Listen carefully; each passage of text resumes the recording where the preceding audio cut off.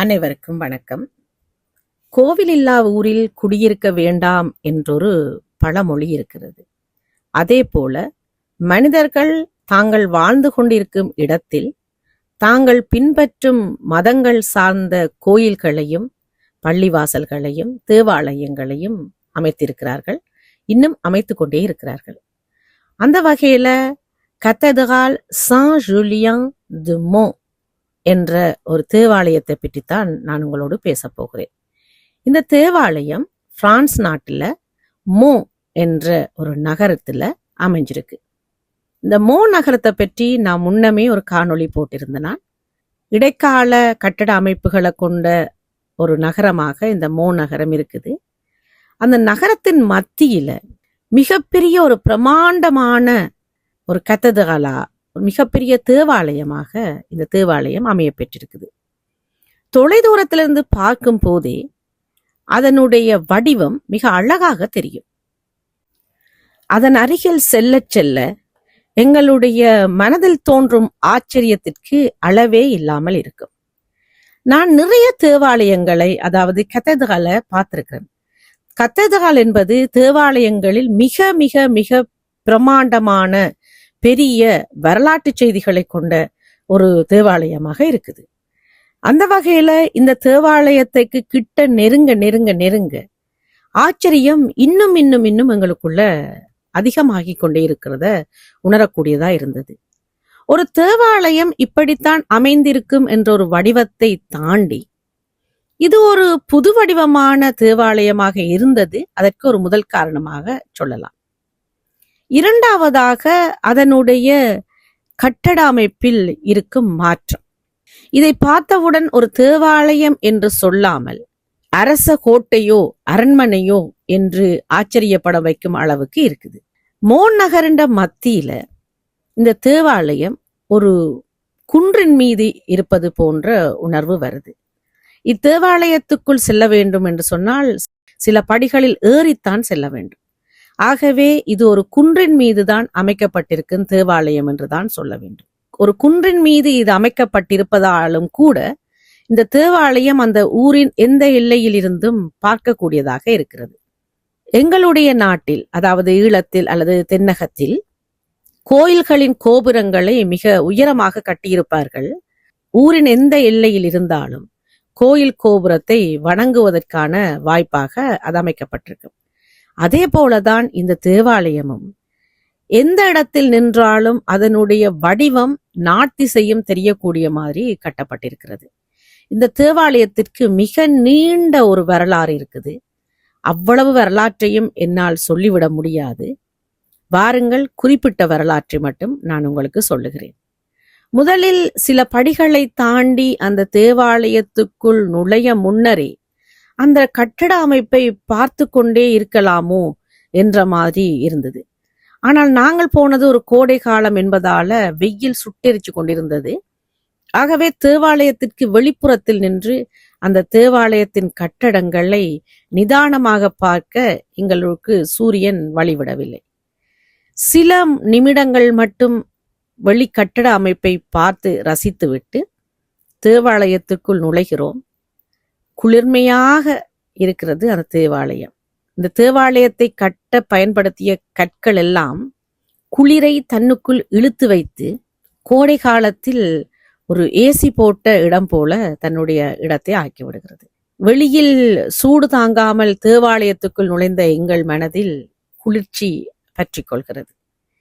அதோடு பெரிய பெரிய மண்டபங்கள், வலதுபுறம் இடதுபுறம் என மண்டபங்கள் நீண்டு செல்ல எங்களுக்கு ஆச்சரியம் நீண்டு கொண்டே சென்று கொண்டிருந்தது.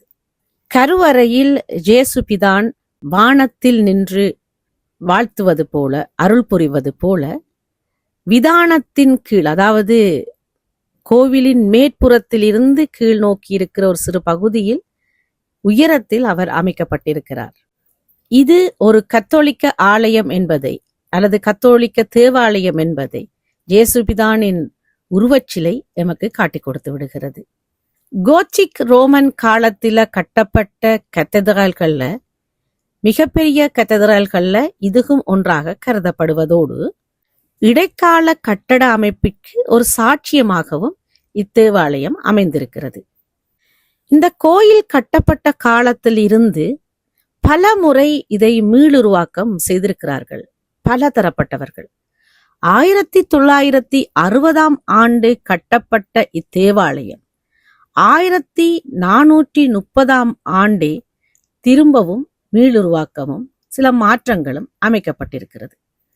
அதன் பின் 1500 ஆண்டு இதை கொஞ்சம் பெருசாக ஆக்குவதற்காகவும் திருப்பவும் இதை மீளுருவாக்கம் செய்திருக்கிறார்கள். இங்கு சான் ஜூலியன் மற்றும் ஷார்ல் தோஞ்சு என்ற இருவருடைய சமாதிகளும் அமைக்கப்பெற்றிருக்கின்றன. அது மட்டுமல்லாமல் 2023 ஆண்டு பிரான்ஸ் நாட்டின் மிக பிரமாதமான அழகான கத்தீட்ரல் என்று இதனை அடையாளப்படுத்தப்பட்டிருக்கின்றது. ஆகவே பிரான்ஸ் நாட்டின் மிக புனிதமான மிக அழகான ஒரு கத்தீட்ரலை பற்றித்தான் நீங்கள் இப்பொழுது காணொளியில் பார்த்து கொண்டிருக்கிறீர்கள். வாருங்கள், தொடர்ந்தும் அதை பற்றி பேசலாம். இக்கோயில் ஆரம்ப காலத்தில் புனித மரியம்மையாருக்கும் பரிசுத்த ஜெர்வேஸ் மற்றும் புரோட்டஸ் போன்றவர்களுக்கு கட்டப்பட்டிருக்கிறது. இருட்டாகவும் அமைதியாகவும் தூசுகள் படிந்ததாகவும் இருக்கப்பட்ட இதன் கோபுரத்தையும் கோவிலையும் திரும்ப திரும்ப நிறைய பேர் அதை மாற்றி அமைத்துக் கொண்டிருக்கிறார்கள். நெருப்பின் காரணமாக எரிந்து போயிருந்த பகுதிகளை எல்லாம் மீளுருவாக்கம் செய்து கொண்டு வரும் பொழுது இப்படியான ஒரு வடிவமான ஒரு கோவில் ஆற்றம் பெறுகிறது. இக்கோவிலில் இங்கிலாந்து அரசர்களும் வந்து சென்றிருக்கிறார்கள். அவர்களும் இக்கோயிலை மீளுருவாக்கம் செய்திருக்கிறார்கள். அது மட்டுமல்லாமல் இக்கோயிலில் தங்களுடைய திருமணங்களையும் அவர்கள் செய்து மகிழ்ந்திருக்கிறார்கள். ஆகவே பிரான்ஸ் நாட்டுக்கும் இங்கிலாந்து நாட்டுக்கும் தொடர்புடைய கோயிலாக இக்கோயிலை பார்க்கலாம். 2ஆம் ஓன்றி என்று அழைக்கப்படும் அரசர் கூட அவர் அரசராக முதல் இக்கோயிலில் ஞானஸ்தானம் பெற்றதாக வரலாற்று செய்தி கூறி நிற்கின்றது. நான் முன்னம் கூறியது போலவே தீ விபத்தில் உள்ளாக்கப்பட்ட இக்கோயில் 1134 ஆண்டு மிகப்பெரிய மின்னல் தாக்கப்பட்டு மீண்டும் எரிய பெறுகிறது.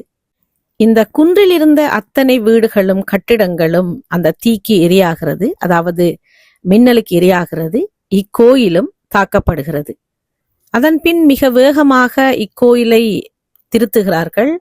தீக்கு இரையாக்கப்பட்ட பகுதிகள் வேகமாக திருத்தப்படுகிறது.